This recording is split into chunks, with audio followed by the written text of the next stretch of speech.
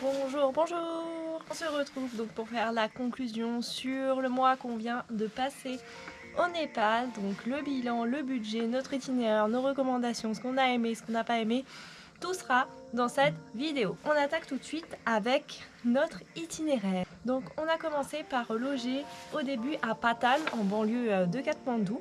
Puis on est parti directement au nord de Katmandou pour faire notre trek, donc avec comme premier stop Dounché. Je ne vais pas revenir sur toute l'organisation de notre trek, comment ça s'est passé, etc. Vous avez déjà une vidéo dédiée, je vous la mettrai en description. Ensuite, on est allé jusqu'à Bhaktapur, puis après on a pris la route jusqu'à Dulikhel et ensuite on est revenu donc cette fois-ci côté ouest avec comme destination Gorkha, Bandipur, Pokhara et Astam. On va déjà commencer par parler des logements. Donc en général on a payé entre 3,50 et 17,50. Donc franchement on a trouvé que les logements étaient plutôt un bon rapport qualité-prix. Très souvent on avait le petit déjeuner qui était inclus. On peut pas dire que ça coûte cher. Après honnêtement il faut s'attendre à quelque chose d'un peu roots. La plupart des chambres ne sont pas hyper confortables. Et voilà, vous avez rarement l'eau chaude. En revanche vous avez toujours des superbes vues. Honnêtement on a eu des très bons logements, des logements un peu moins bons. Mais voilà, globalement, ça le fait. Après, voilà, faut pas s'attendre à du grand luxe en venant au Népal, hormis certaines destinations où vous pourrez trouver des beaux hôtels. Je pense à Katmandou, Pokhara notamment, hein, les deux plus grandes villes. Sinon, ça reste quand même très compliqué. Notre logement préféré, ce sera celui qui était à Patan. Je vous le remettrai pareil en description. On était vraiment trop bien là-bas. On y est allé plusieurs fois, au début, à la fin de notre trek, et là pour la dernière nuit au Népal. Donc c'est vraiment un logement que je vous recommande. La chambre était grande, c'était hyper propre, on était hyper bien, c'était calme. Vraiment, c'était le meilleur logement qu'on ait eu sur ce mois au Népal. Au niveau des transports, alors les transports, c'est quelque chose. C'est un peu compliqué dans le sens où c'est surtout à cause des routes. Vous avez des parcelles avec du goudron, des parcelles sans goudron. Vous avez de la piste, vous avez des trous, enfin bref, il y a vraiment de tout. Des cailloux, enfin on a vraiment eu de tout. Donc c'est très long pour se déplacer. Après voilà, ça reste un pays montagneux, donc c'est normal que ça prenne du temps. Mais c'est vrai que les routes sont pas très développées. C'est dommage parce que les transports, il y en a plein, ça va partout, ça coûte pas très cher. Mais ouais, ça prend du temps, c'est long. Enfin voilà, ça demande de la préparation, d'avoir le cœur accroché. Ça secoue beaucoup et oui, vous mettez énormément de temps pour faire très peu de kilomètres. Donc c'est quand même un peu frustrant. Au niveau de la nourriture, alors bonne surprise, très bonne surprise même, c'est très bon, c'est très varié, il y a vraiment de tout. Les chaomi, les momos, le dalbat, le plat national évidemment, on en a mangé beaucoup. Chapati, les samosas, enfin on mange vraiment trop bien au Népal, on a trop bien mangé, on a trop aimé la nourriture, tout était vraiment excellent. Donc pour ça, vraie bonne surprise, en plus c'est vraiment pas cher du tout. Je pense que honnêtement sur tous les pays qu'on a fait en Asie, ça reste un des pays où la nourriture coûtait le moins cher. Donc ouais, nourriture vraiment très bonne surprise, on a super bien mangé. Au niveau des locaux, donc vraiment trop bien, tout le monde était hyper adorable, hyper accueillant, souriant. Vous savez, j'ai eu un gros coup de cœur pour la population ici. Vraiment, c'était que des sourires, que vraiment trop d'amour pour la population ici. On a été trop bien accueillis, tout le monde nous aide. C'est vraiment, ils ont le cœur sur la main, les enfants, c'est des namastés tout le temps, enfin c'est génial, vraiment, les Népalais sont adorables et ça a rendu notre séjour tellement beau. Ça m'a vraiment touchée parce que voilà, ils nous ont beaucoup apporté, beaucoup donné alors qu'ils ont peu, encore une fois, hein, comme un peu partout en Asie, mais vraiment c'est coup de cœur particulier pour cette population qui pour moi est vraiment génial. En plus, la plupart parlent anglais. Donc ça, c'est vraiment trop bien pour pouvoir communiquer. Même dans les campagnes perdues, sans touristes, sans personne, vous allez toujours avoir un papy qui est là dans son champ, qui va vous parler en anglais. Vous n'allez pas comprendre, mais pourtant, c'est le cas. Et donc ça, pareil, hein, c'est vraiment hyper cool, forcément, de pouvoir échanger avec eux. On a eu beaucoup de beaux moments ici avec les locaux, beaucoup de personnes qu'on a rencontrées, qu'on garde en mémoire, que ce soit dans les logements, pendant notre trek, pendant tout. Vraiment, c'était fabuleux de tous les contacts qu'on a eus et on n'a pas eu de mauvaises expériences ici. Donc ouais, ça a rendu ce mois ici tellement beau et j'en garderai vraiment un super souvenir. Pour venir au Népal, vous avez besoin d'un visa. Donc il y a différents visas. Nous on avait pris celui pour 1 mois, donc ça coûte 49 €. Donc c'est pas donné, mais honnêtement, vu l'expérience qu'on a eue et le mois fabuleux qu'on a passé ici, on regrette pas d'avoir payé ce visa. Au niveau de la météo, donc plusieurs choses à savoir. Nous là, on y était sur le mois de novembre, tout début décembre, une semaine en décembre. Et c'était parfait. On a eu un seul jour de pluie sur tout le mois, on a eu tout le temps du soleil. Il commence à faire un peu frais, un peu en altitude, mais ça va.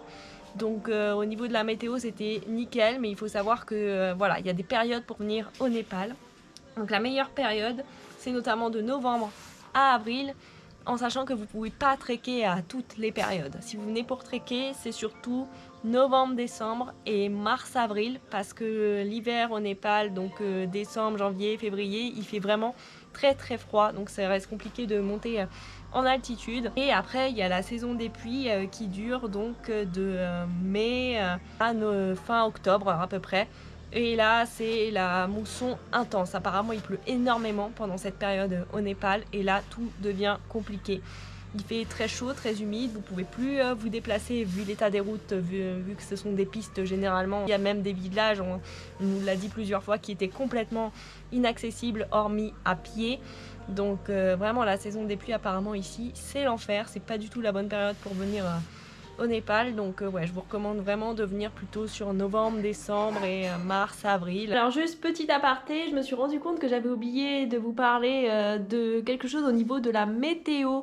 En fait, c'est vraiment indifférent dans tout le pays. Là, on a fait juste une toute petite partie entre Katmandou et Pokhara. On a fait à peu près un tiers du pays dans sa longueur, mais c'est vraiment un grand pays. Sauf qu'il y a des coins qui sont très difficiles d'accès, notamment tout l'ouest du pays et également la partie est. Ça prend beaucoup de temps de s'y déplacer. Et également tout le sud qui, lui, n'est pas montagneux. Là, on est plutôt dans un climat chaud, même très chaud. Donc là, vous n'êtes pas soumis aux températures froides l'hiver, évidemment. Donc là, dans le sud, il y a beaucoup de parcs nationaux, vous pouvez faire des safaris, ce genre de choses. Et aussi des parties qui sont moins touristiques, ça s'appelle la région du Terai, où nous ne sommes pas du tout allés. Mais il y a vraiment encore beaucoup de coins à découvrir. Je sais qu'il y a aussi des plantations de thé à l'est du pays. Donc vraiment, c'est un grand pays et il y a beaucoup de choses à voir. Donc évidemment, le climat varie en fonction de l'altitude où vous êtes. Au niveau de la pollution, donc à Katmandou, c'est très pollué, hein, il faut le savoir. On a fait beaucoup de capitales en Asie. Et ça reste une des capitales qui est pour moi l'une des plus polluées. C'est très compliqué, c'est difficilement respirable.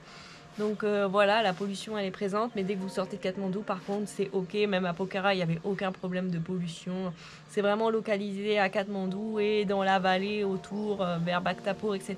Pareil, hein, il y avait quand même pas mal de pollution. Autre bonne surprise, hein, on a été surpris au niveau des déchets, parce que globalement, c'est vraiment propre, en tout cas pour l'Asie.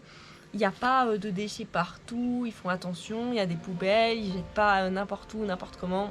Il y a certains endroits où évidemment c'est un peu la décharge, mais globalement c'est très propre, ça fait plaisir parce que c'est quand même un pays pauvre, un pays qui voilà, n'est pas très développé. Et donc de voir qu'ils font attention à ce qu'ils font au niveau des déchets, je sais pas s'ils ont été sensibilisés par rapport à ça ou pas, mais en tout cas c'est hyper agréable de ne pas se balader dans une décharge avec des déchets partout comme on peut le voir malheureusement un peu partout hein, en Asie du Sud-Est. Pareil, il y a des trottoirs dans les villes et on peut marcher dessus, parce que vous savez que dans les villes asiatiques c'est très compliqué de se déplacer à pied. Pas au Népal. Au Népal c'est très simple, même dans les villes il y a des trottoirs, vous pouvez marcher.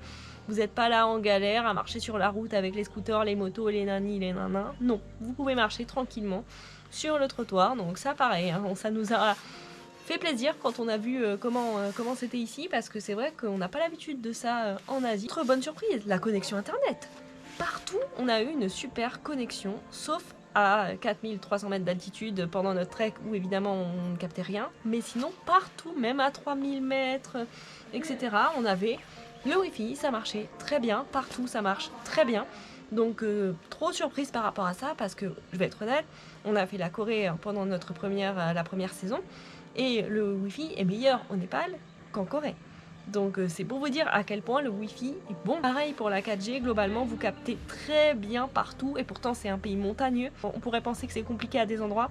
Bah pour nous, écoutez, ça n'a pas été compliqué du tout. On a eu du réseau quasiment partout, même sur les petits chemins perdus, etc., etc., sur les routes, dans les montagnes. Enfin, globalement, on a capté partout. Autre chose à savoir qui est un peu moins bien, c'est au niveau du retrait d'argent. Alors ça pareil, on pensait que ça allait être compliqué de trouver de l'argent, des distributeurs, etc. Comme ça a été le cas hein, dans certains pays, je pense notamment au Laos ou au Cambodge où il n'y a pas des distributeurs partout. Mais là au Népal, pas de problème. Même dans les endroits plus reculés, vous avez au moins un distributeur, vous pouvez tirer. On n'a jamais eu de problème pour tirer, sauf bien penser à avoir 2 cartes. Moi j'ai une carte Mastercard, monsieur a une carte Visa.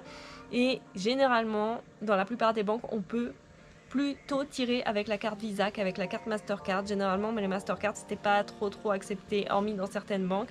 Mais donc voilà, bien penser à avoir 2 cartes différentes. Autre chose, la lessive. Alors la lessive ça a été une belle galère ici au Népal.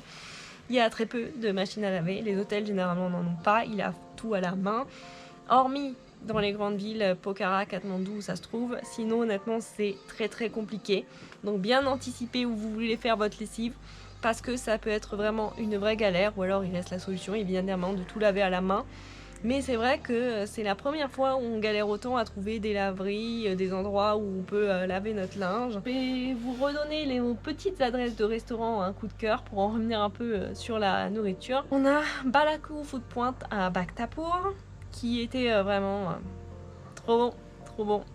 Kaja Café à Bandipur et Little Nepal Café et Restaurant à Pokhara. Donc voilà, c'est vraiment les 3 adresses où on a mangé très souvent. On a testé un peu tout sur la carte. C'était nos QG comme j'aime les appeler. Mais ouais, je vous recommande vraiment que si vous allez dans ces 3 villes, ces 3 adresses. Donc au niveau de nos coups de cœur, on a 3 coups de cœur. On a les mêmes monsieur et moi. Donc on commence par Patan, notre première destination au Népal, et honnêtement ça a mis la barre très haut. On a été hyper surpris de l'ambiance de la ville, un peu ville à l'ancienne. C'était trop beau, trop bien, trop agréable, pas trop de touristes. Et ouais, on a passé trop de bon temps là-bas. Ça a commencé le Népal sur les chapeaux de roue, c'était magnifique. Ensuite évidemment il y aura notre trek, le Gosekunda Trek, qui waouh, j'ai pas les mots, vous l'avez vu, hein, il y a eu 2 vidéos dédiées sur la chaîne. C'était pour moi le moment fort du Népal, le moment que j'attendais depuis longtemps. Et on n'a pas été déçus. Et je garderai ce moment toujours dans ma tête, toujours en moi. Ouais, je vais commencer à être émue. Je m'étais dit, il faut pas que je pleure dans cette vidéo, parce que il y a vraiment on a passé beaucoup de temps quand même ici, un mois, on a fait beaucoup de choses, c'était long et il y a vraiment eu beaucoup de beaux moments. Et quand je pense à ce trek, ça en fait partie à 100%. C'était tellement grandiose. Il y a eu beaucoup d'autres beaux moments évidemment, mais le trek ça restera en moi pour toujours, je crois. Voilà, c'était l'Himalaya, c'était un truc que j'attendais de faire depuis longtemps. Il y a eu ma demande en fiançailles évidemment là-bas. Il y a eu plein de choses. C'était tellement une belle expérience. Je recommande à tout le monde de faire ce trek en particulier. Et pas forcément de faire les treks que tout le monde fait, les treks les plus connus. Bref, on va essayer de ne pas pleurer quand même dans cette vidéo. En 3e coup de cœur, on a Bandipur. Bandipur, évidemment, mon petit village coup de cœur. Pareil, les habitants étaient trop sympas. On aurait dit que c'était un peu touristique, mais au final, on était quasiment tout seul dans tous les endroits qu'on a visités là-bas. Et pour moi, c'est vraiment un incontournable ici au Népal. Au niveau des déceptions, bah écoutez, nous n'en avons pas. Pas de déception ici au Népal. On a aimé tous les endroits où on est allé. Pour nous, notre itinéraire était juste parfait. Je suis plutôt fière de ce que j'ai fait, on va être honnête. Alors, pour quel type de voyageur c'est le Népal? Alors, le Népal, ça va plutôt être pour des gens qui recherchent des coins nature, qui aiment marcher et qui n'ont pas peur quand même de l'aventure. Il faut quand même avoir une certaine condition physique, ça reste des montagnes. C'est quand même compliqué de se déplacer. Voilà, il n'y a pas de scooter comme vous pouvez trouver partout en Asie du Sud-Est. Vous vous déplacez avec vos petites jambes. Donc il faut quand même avoir une certaine envie pour aller d'un endroit à un autre et une certaine condition physique. Ça se fait pas comme ça. Ça reste quand même assez difficile sur certains endroits. Donc ouais, c'est plutôt pour des gens qui sont débrouillards également, parce que les transports, il faut s'accrocher. Il n'y a pas forcément un énorme confort dans les hôtels également. Donc ouais, faut aimer vivre roots, faut aimer l'aventure. Mais ouais, c'est un pays qui vaut 100 fois le détour et qui pour moi est pas assez mis en avant. Je vois pas énormément de contenu sur ce pays et pourtant c'est un pays fabuleux, vraiment. Il n'y a pas que des montagnes, hein, il y a d'autres choses à voir. Il y a des belles cités comme on a vu à Patan, Bhaktapur, etc. Il y a des randonnées fabuleuses partout, il y a des chemins, c'est trop bien pour se déplacer avec Google Maps Me. Vous trouvez votre chemin facilement, les locaux n'hésitent pas à vous aider, à vous guider en plus. Donc vraiment, il n'y a rien de compliqué ici au Népal si vous aimez marcher. C'est le pays fait pour ça. Et même si vous venez pas ici pour trekker, même si c'est dommage, parce que vous voyez l'Himalaya, c'est quand même un truc à voir. Vous avez des endroits où vous pouvez le voir facilement, sans trop d'efforts non plus. Donc ouais, pour moi, c'est un pays qui devrait être mis plus en avant sur ces aspects-là. Parce que les gens viennent ici que pour trekker, alors que vraiment, ce pays a tellement de choses à offrir, en plus des treks hein, qui sont super évidemment, mais il y a d'autres choses. Et on continue avec 4 petits fun facts. Donc déjà, en un mois au Népal, on a calculé à peu près, on a fait 140 km. Donc autant veut dire qu'on a bien gambadé et que on va à pied, oui, à pied, 140 km à pied, évidemment. Donc autant vous dire qu'on va se calmer un peu là. Dans le prochain pays, on va prendre du temps tranquille parce que ouais, on a bien marché. Mais honnêtement, tout en valait le coup. Il n'y a pas une randonnée qui nous a déçus. Donc voilà. Ensuite, on a remarqué un truc sur les motos. Le casque, c'est que pour le conducteur. Tous les conducteurs vont avoir le casque, la personne qui est derrière n'aura pas de casque. Mais personne n'a le casque à l'arrière. On n'a vu aucun Népalais avec le casque à l'arrière. Donc ouais, c'est assez bizarre parce que c'est aussi dangereux d'être conducteur que d'être à l'arrière, mais non, le casque c'est que pour le conducteur. Ensuite, alors ce qui est très bizarre dans les hôtels, dans les lodges, dans les homestays, guest house ici, c'est qu'on va vous mettre une seule serviette, même quand on sait que vous êtes deux et que vous arrivez à deux, il y aura toujours qu'une seule serviette. Et enfin toujours, souvent. Et si vous la demandez pas, ils ne vous la mettront pas. Il n'y aura pas de serviette supplémentaire. Donc voilà. Mystère. Pourquoi, je ne sais pas. Mais voilà, très souvent c'est comme ça. Autre chose également, on ferme les portes ici avec un cadenas et pas avec une clé. Il n'y a pas en fait la poignée de porte. Ça se ferme, voilà, avec un cadenas. Je crois que dans tous les hôtels, tous les logements qu'on a eu, il y a peut-être eu une fois ou deux une clé, mais sinon tout le temps c'était le cadenas. Et chez eux hein, c'est pareil, hein, c'est pas que dans les hôtels ou les logements qui accueillent des touristes hein. Chez eux c'est pareil, ils ferment avec un cadenas et voilà, c'est comme ça. Je vous note à l'écran notre budget total pour un mois, donc c'est noté juste ici. Donc ça comprend évidemment le visa, donc 49 € hein, par personne pour un mois. Et le trek, donc 295 € par personne. Très contente de ce budget parce que honnêtement avec les dépenses du trek, on pensait qu'on allait dépenser beaucoup plus que ça. Mais ça n'a pas été le cas.